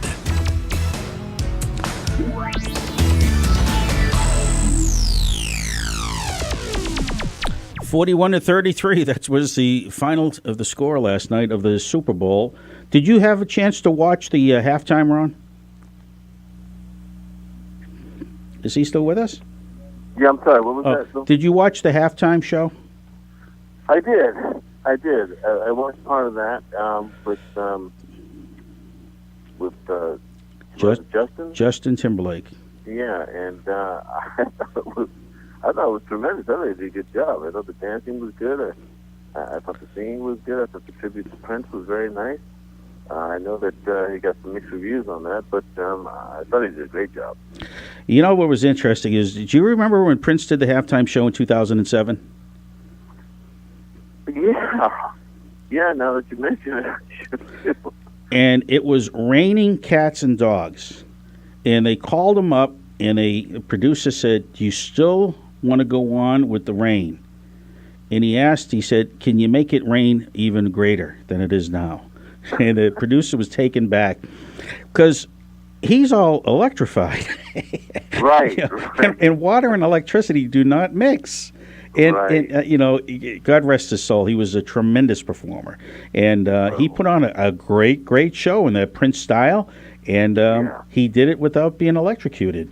And he goes down, if you want to remember what it was like, go on YouTube and 2007 Prince, the halftime show. And I tell you, he did a phenomenal job. It was really, really great. Now, the sad thing we talked about at the beginning of the show was the Colts linebacker, Edwin Jackson. 26 years young, he got killed in a car accident around 4 o'clock in the morning by an illegal alien, I guess, a fellow that had been taken out of the country twice. He came back in. He was driving without a license. He was drunk, and because of it, there's a fellow that lost his life, and Edwin Jackson, the linebacker for the Colts, was killed early Sunday morning. And God rest his soul. I mean, if you're going to drink, try not to drive. I mean, that's a life-changing experience, not only for the driver, but also for the person that was involved with that, which was terribly sad. Staying on the football note, what do you see for the New England Patriots coming up? Matt Patricia is going to the Detroit Lions. And the Bill Belichick, what's the question you think there will be there with him and Brady and Bob Kraft? I think they're all going to be there next year. I think that here's the thing. They have, despite the outcome of the Super Bowl this past weekend, there's a work ethic there. There's a mentality there. There's a business mentality there, but also a discipline mentality that Belichick has and the team has, the organization has, that is very difficult to match and very difficult to beat. Now, you have Tom Brady. Mm-hmm. Incredible. Probably the best quarterback. It has to be the best quarterback ever in the NFL. But, however, if you look back at what they've done, if you look back at the season and look back at the Super Bowls and look back at all things that they've done, they were able to do it. Now, don't get me wrong, Tom Brady is the constant. But they were able to do all these things with whoever they put in, regardless of injuries, regardless of personnel. Even when Brady was suspended, they still won games. And it's 3 out of 4. Amazing, yeah, how this organization has a formula of discipline, of humility, of not letting distractions get in the way, not allowing the media and all the different parts of the hype to get to their head. It's a winning formula. And so I think as long as they keep that, they're going to be able to plug in guys that are going to fit in, and they find guys who fit into the formula. That's why it was tough with Randy Moss. Randy Moss, one of the greatest receivers that you've seen in the NFL, but he didn't fit, so they had to get rid of him because they need everyone to be on the same page. And when you have a team with everyone on the same page, where everyone plays for each other, that's the makings of a championship team, no matter how you cut it. It's not about talent. It's about having guys who play for each other. And that's what the bottom line is. The year that Tom Brady was basically out, he was in the first game of the year and they got injured. See how well Matt Castle did. Matt Castle did very, very well, and basically was a springboard to his career when he ended up going to the Chiefs. So I guess he was able to ask for a whole lot more money, coming from the New England Patriots. That's right. Yeah. Right. And I think a lot of these players, too, I think it's something with playing for the Patriots and then moving on, like, for instance, LeGarrette Blount and then Chris Long. They played for the Patriots in the Super Bowl, and then they basically escalated themselves. Well, it's an escalation now because we know that the history went to the Eagles, and they were victorious there. And I think a lot of coaches, knowing that if a player gets out of New England, they've got to be kind of a top choice and somebody with a lot of discipline. As you take a look at how many penalties the Patriots have, virtually nil. And if you ever notice any New England Patriots player that ever opens their mouth sideways, they always seem to be traded off into oblivion. You never hear about them again. Because they're not fitting the formula. No. Because they're not fitting the formula. They cannot afford the distractions. They want to make sure everyone's on the same page. And, that's the formula that's worked for them. So a lot of people may question some of the things they do, may question some of the decisions that Belichick may make, but that's the formula that has worked for them. And there's not a lot of disputing you can do about that. No, that's true. I want to talk a little bit, Ron, on something I know you're very well adept with. It's an Olympic sport called curling. The only time I've seen curling is at Fenway Park. Do you? I don't think I believe and understand that yet. Do you realize? I watch it, and I don't. So you got to explain that to me. I don't understand how. I mean, I get the concept of it, but it is the most bizarre thing I've ever seen. It's kind of like bocce and bowling on ice. And you know the funny part about it is obscure as a sport. I've been to the 3 curling centers here in New England, and there's one actually in Petersham. Really? There is one at Petersham. There was one down in Cape Cod, and I think the other one is up in Belfast, Maine. And I tell you though, it's very, very different. I tried the sport, but I was no good at sweeping the ice. And it's popular. I mean, when we did it at Fenway Park, sold out crowd. It's unbelievable. We had thousands of fans there that watched it. Yep. And I tell you the truth, before it came to Fenway Park, and I saw it firsthand, I didn't even, I had no idea what it was all about. Yeah, and what they call that big thing, the stone that they throw or whatever. But it's an amazing sport, and I know people involved with it, and they get real intense about it. And you look at it, very. I like horse racing, and there's nothing better than a horse winning by a nose and a great stretch drive. But I always found it very hard to get real excited about curling. When the thing would start to slow down and it would inch closer and closer to knock the opponents, whatever that thing is out of the target area. It's kind of like watching spaghetti boil and making sure, it looks just right, and then pull it out of the pot. But I think that's because we don't fully understand it. I mean, it's like any other sport. Sometimes people who watch football, who don't understand football, they see a bunch of you guys out there running around banging into each other. They say, what in the world are they doing?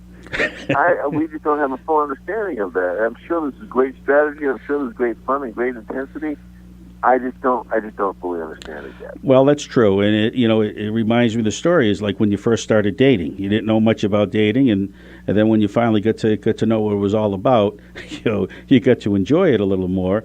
That all you're supposed to do is just listen to what they say and compliment them all the time.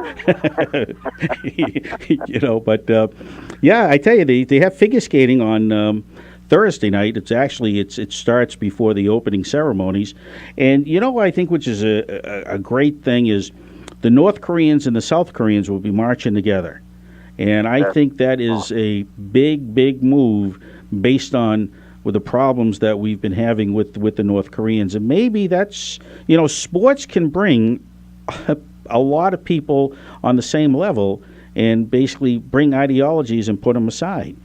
And that might just be a great thing. And the funny part about, with sports too is it can show the world different things that they may have been told are not true. Case in point, Jesse Owens. Jesse Owens, absolutely. In 1936. But not only does it can bring the athletes together too, that come from such different walks of life. And there's a mutual respect, there's a mutual admiration. When you have great athletes that come together, no matter what religion they're from, no matter what culture they're from, no matter what race or whatever you want to call it they're from, there's an automatic brotherhood, even if they're competing against each other, that you say, oh my goodness, that's a real athlete right there. And the funny part about it is it also, I'm sure there's a curiosity factor that when these athletes get together, and one is curious about the other's country and so forth, and I'm sure they were exchanging gifts, on the side. Like there were years ago when the Soviet Union, hockey team, denim jeans was a huge thing over there. And they would come over here and play exhibition games, and that was a gift that they would get from some of the players over here. They give them a pair of denim jeans, and the Russian athletes thought that was the greatest thing in the world. Let's talk a little bit about hockey when we get back right from this break. Ron, could you stay on for a few more minutes? Sure. I appreciate it. Thank you, Ron. Okay, yeah. Open mic! Bill Masek and the new Open Mic will be right back. Get in on the action. Call 978-374-1900. If you're enjoying this program, consider becoming a WHAV member right now. Just click on the membership tab at WHAV.net. It's 7:36. 97.9 FM, WHAV. CBS Radio. One moment, please. CBS Radio. What's that, madam? Oh, I'm sure I don't know why Johnny Dollar prefers blondes. I'm a brunette myself. Yes, he's on the air this Sunday. I'll get it, Marge. Marge, people really enjoy radio drama. I read somewhere once that it's because it gives their imaginations a chance to work. That figures. CBS Radio. Our Sunday schedule? Oh, yes, madam. Yours truly, Johnny Dollar. You're welcome. Yours truly, Johnny Dollar, is heard at 10 p.m. Sunday night as part of WHAV's nightly drama lineup. Wave weather! Here's the wave weather forecast for Haverhill and the Merrimack Valley. Tonight, increasing cloudiness, low 16, light southwest winds. On Tuesday, becoming partly cloudy, high 35, low around 20. And the outlook for Wednesday, cloudy skies with snow, possibly heavy at times, high 33, low 24. I'm WHAV meteorologist Jim Vaughn. Your next wave weather in 30 minutes.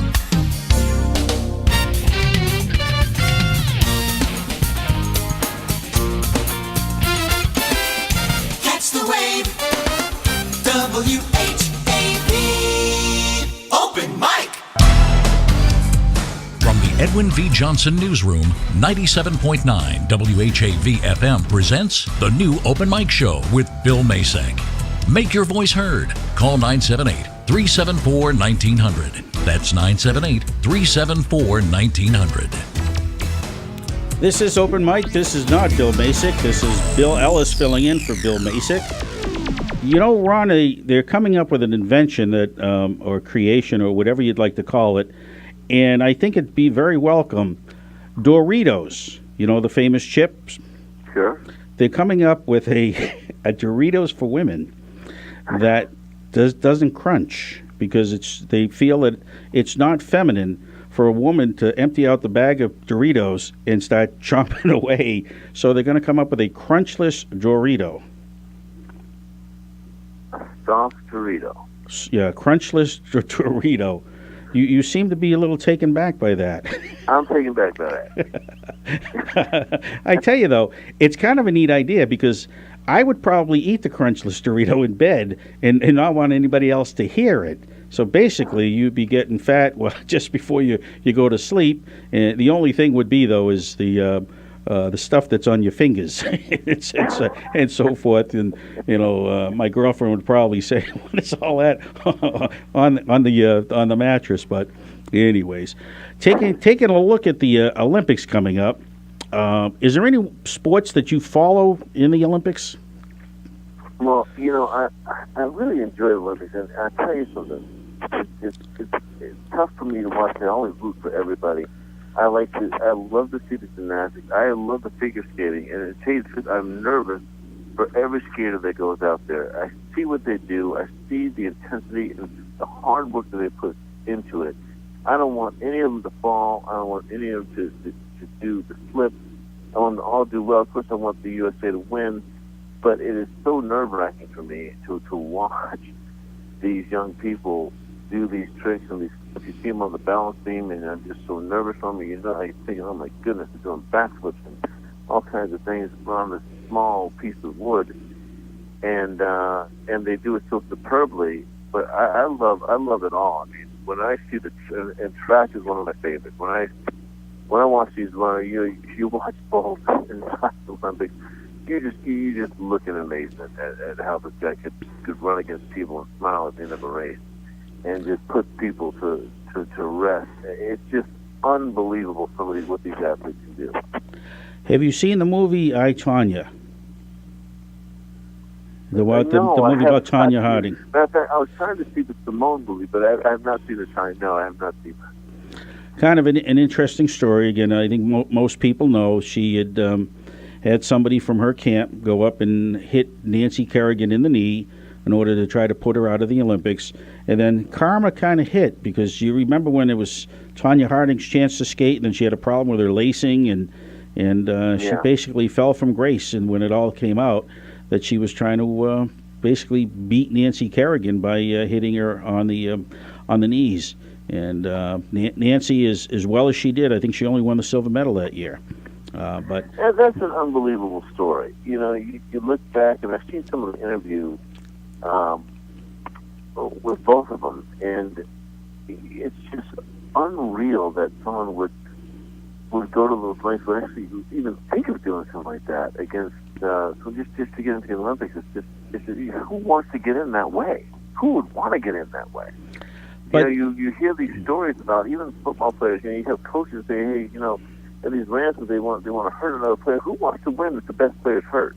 I don't want to beat the Patriots without Tom Brady. I want to beat them with those best guys. That's how I've always felt in sports. Give me your best guys. Don't want them to be hurt. Don't want them to be injured. I want Gronk on the field. I want Brady on the field. I want Amendola on the field. I want them all on the field so that I can say I beat the Patriots. Yeah, exactly. But just if she got away with it, and if Nancy Kerrigan had been hurt to the degree where she couldn't participate, and Tonya Harding was, a gold medal winner, just think of all the money that follows. And I'm sure there was a tremendous greed factor. And again, she probably felt that Nancy Kerrigan was maybe slightly or much better than she was. But, injuring people in sports has been going on a long time. You remember the name Ty Cobb? Yes, I do. And Ty, I understand, used to sharpen his spikes on his feet or his shoes, and when he would slide in, apparently he'd have those feet flailing. And I understand there was one player that he actually ended his career. The spikes caught the back of his leg and tore some ligaments, and thus his career came to an end. And it's a sad thing, but it was, baseball back then. It was kind of in its infancy in a lot of ways, and there was a lot of things that they did or didn't do properly, but it was part of the growing process, I guess. Yeah, and but today we see the rules so much more different, and you just to want to hurt your opponent or hurt someone that you're competing with, it's just so out of bounds. Right. It's so you got to be on a different level to do that. I know that she claimed that she heard that someone was going to do something and didn't believe it and all that stuff. It's so you don't know the whole truth behind it, but it's very difficult that people would do something like that. Oh, sad but true. Well, ladies and gentlemen, we've been talking with Ron Burton Jr. His dad was not only one of the best NFL football players, playing for the Boston Patriots starting in 1960, but he's also remembered for the Ron Burton Training Village, which is located in Hubbardston, Mass. And as Ron just told us, there's about 6,000 kids that have traveled through the training camp. And it's a program that has helped many youths try to follow the spirit of the Lord and to lead a better life. And it's something that the Burton family is very proud of. And I ask that you go on the website, the ronburtontrainingvillage.org site, and just take a look at some of the people involved and some of the corporations that have backed this, knowing that it is a great thing for a lot of the kids that come out of the inner city. And I tell you, Ron, you've done a tremendous job there. I've been there a few different times, and I admire everything that your father has started and what the Burton family has continued to do for the community. Well, it's a blessing, Bill, really, to be able to do, and we do it with a lot of help. We get a lot of credit for it, but I want you to know, it's really, the reason why my dad named it is because it takes a village to raise a kid, and we have so much support, like you said. We have so many individuals. There's John Hancock. You have Reebok, who, like you said before, Reebok gives us all of our clothes, our shoes, shorts, T-shirts. We have Home Depot, who they bring in all the flowers for these kids to plant so they can sit in these beautiful gardens. We have incredible corporate partners, and you just can't overstate enough what the giving is in the New England community for kids is just outstanding. Well, it's great because your father had a hard time as a youth with his parents passing away, and the father that got sick, and your grandmother or his grandmother stepped in, and he had a lot of problems. And we talk a lot about bullying, and your father was a perfect example. He was bullied as a kid, and he managed to reverse that and become a spectacular human being. And he remembered where he came from, and he wanted to take some of the Lord's blessings and pass it on to others, and he has through himself and through his family, and it's a great thing. And I know that you're very proud of all those folks that are involved at the training village. Ron, I want to thank you very much for the time that you've spent here, and it's been a good portion of time, and I know that you're a busy fellow, so I'm going to let you get back to your watching TV and eating Doritos. And I'm not sure if Dancing with the Stars is on, but I know you always aspired to be a dancer. So, but listen, thank you for having me, George. It's always fun to talk with you. Always fun to talk to you, Ron, and we'll catch up soon, and maybe we'll grab lunch, and I'll let you buy. All right, that's the deal. I'll be happy to. Great. Thank you, Ron. Have a good one now. Thank you again. Take care. God bless. All right, we're going to have a short break, and then we'll be back right after this. Open mic! Bill Masek and the new Open Mic will be right back. Get in on the action. Call 978-374-1900. If you're enjoying this program, consider becoming a WHAV member right now. Just click on the membership tab at WHAV.net. Public radio for Greater Haverhill. This is 97.9 WHAV. CBS Radio. One moment, please. CBS Radio. What's that, madam? Oh, I'm sure I don't know why Johnny Dollar prefers blondes. I'm a brunette myself. Yes, he's on the air this Sunday. I'll get it, Marge. You know, Marge, people really enjoy radio drama. I read somewhere once that it's because it gives their imaginations a chance to work. That figures. CBS Radio. Our Sunday schedule? Oh, yes, madam. Yours truly, Johnny Dollar. You're welcome. Yours truly, Johnny Dollar, is heard at 10 p.m. Sunday night as part of WHAV's nightly drama lineup.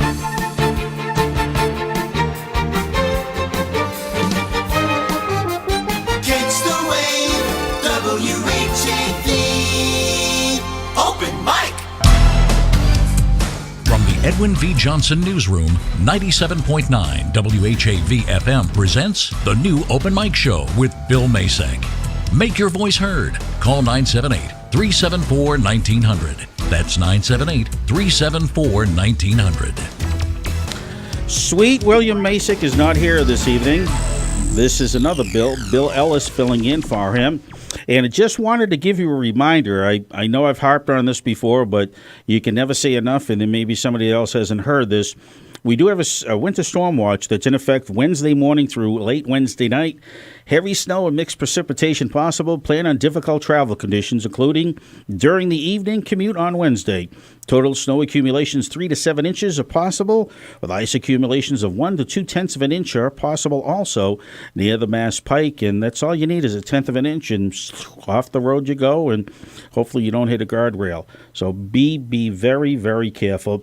We have a caller on the line here at 978-374-1900. Good evening, caller. How are you on this Monday night? Can you hear me fine? I can hear you. Can you hear me? I can hear you great. Well, that's good. First-time caller. Are you really a first-time caller? I am. And what's your first name? Dan. And Dan, what part of the world do you hail from? Worcester, Mass. Worcester, Mass. Now, what is Worcester famous for? Shoes. Shoes? I thought that was Brockton. Norton's Industrial.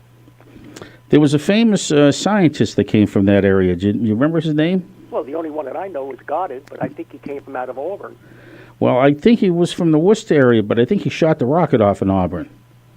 And in fact, there's a monument across from the high school. Yeah, Professor Goddard at WPI, wasn't it? Yes, he was. I have to answer your question. I was listening to you on the phone, and Ron Burton. Is that the same Ron Burton, the football player? Well, his father was the football player. Yeah, he was a kicker for the Patriots. No, he was a running back. Was he a running back? Yeah, you're thinking of Adam Vinatieri. No, not Adam. No, Adam. He's too young compared to. Ron Burton Sr. was a running back. Set all sorts of records in his 6 years that he played with the Boston Patriots in the early 1960s. Yes, I met the son. You did. That's who we had on the phone. We had Ron Burton Jr. on the phone. Yeah, I thought that was pretty neat.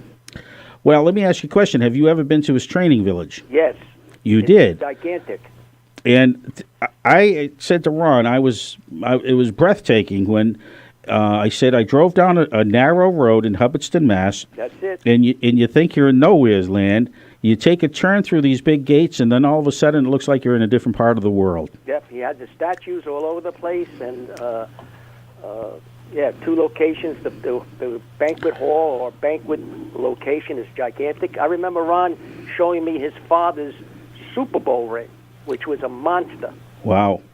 That thing had compared to what's now, it's quite different.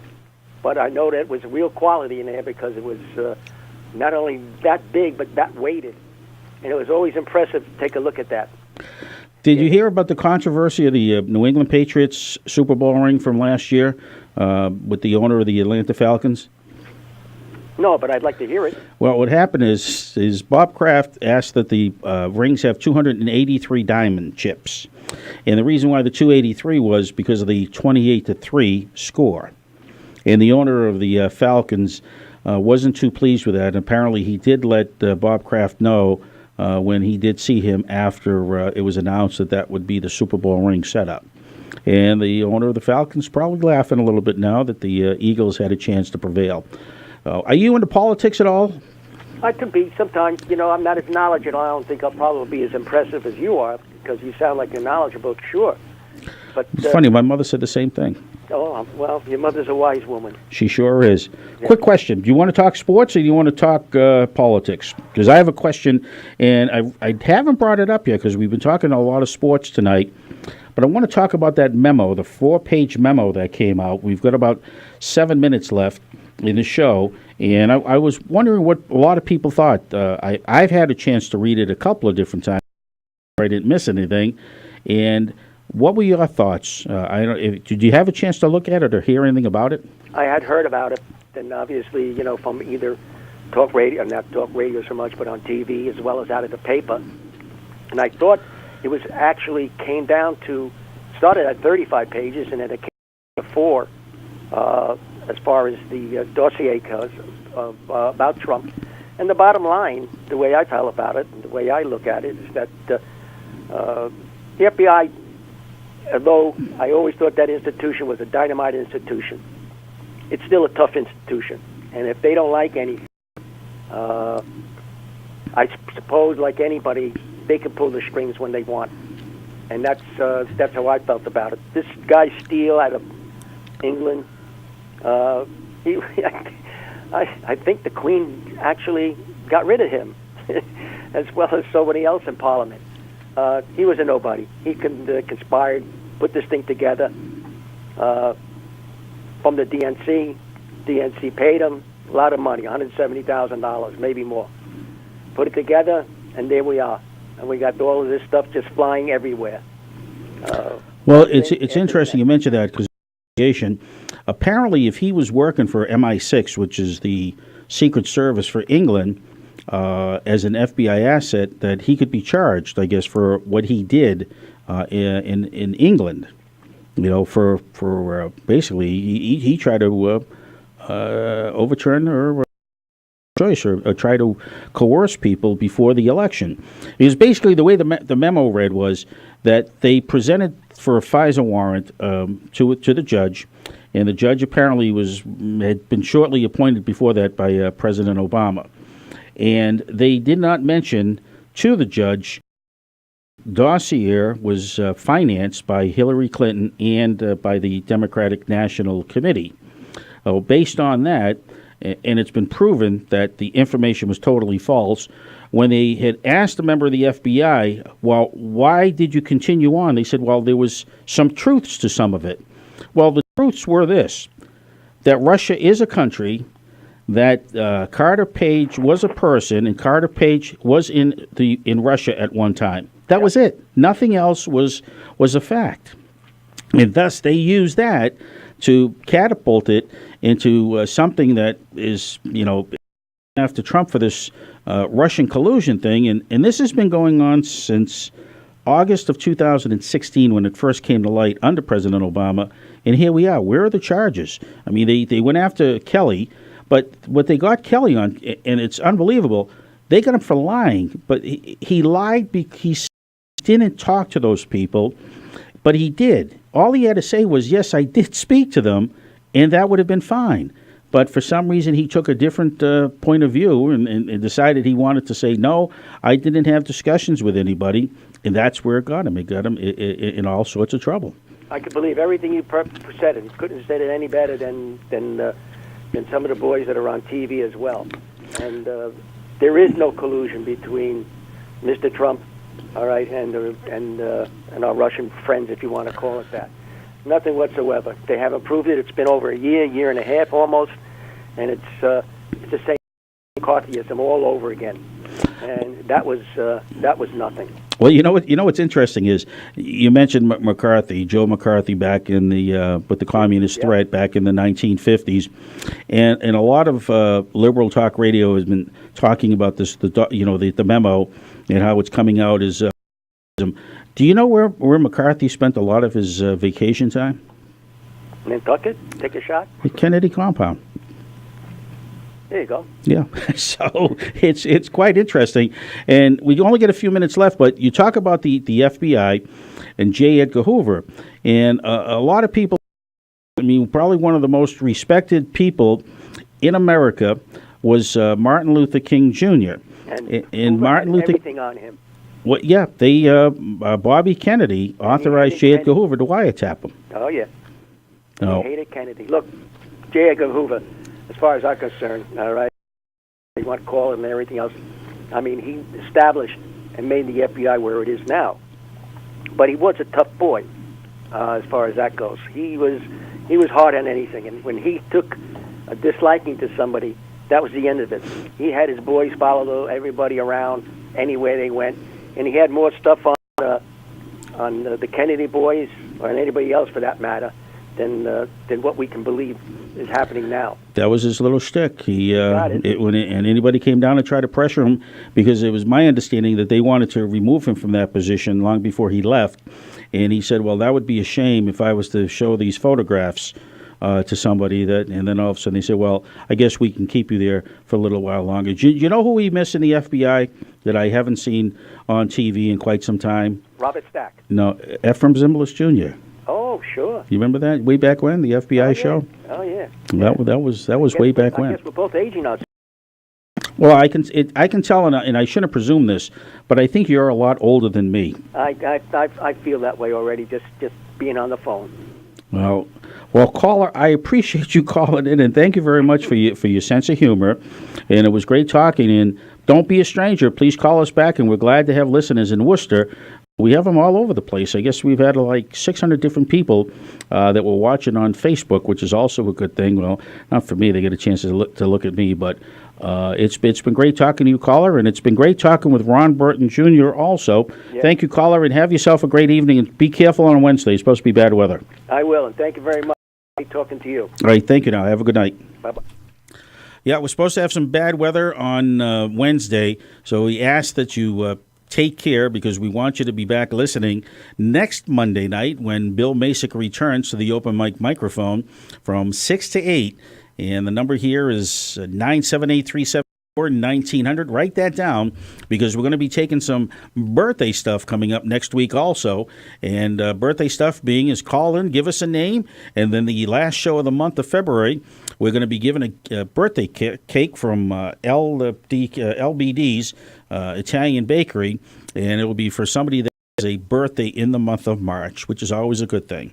Well, ladies and gentlemen, it's been a fun 2 hours here on WHAV 97.9 FM. I want to thank the management, Tim Coco here at WHAV, and also want to thank Bill Masick for giving me an opportunity to be at the microphone here this evening. Have a great night, everyone. Keep smiling. Open mic. Join Bill Masick live on the new Open Mic again next Monday night at 6. The opinions expressed on the Open Mic Show are not necessarily those of 97.9 WHAV FM, its underwriters, or affiliated stations. The Open Mic from the Edwin V. Johnson Newsroom.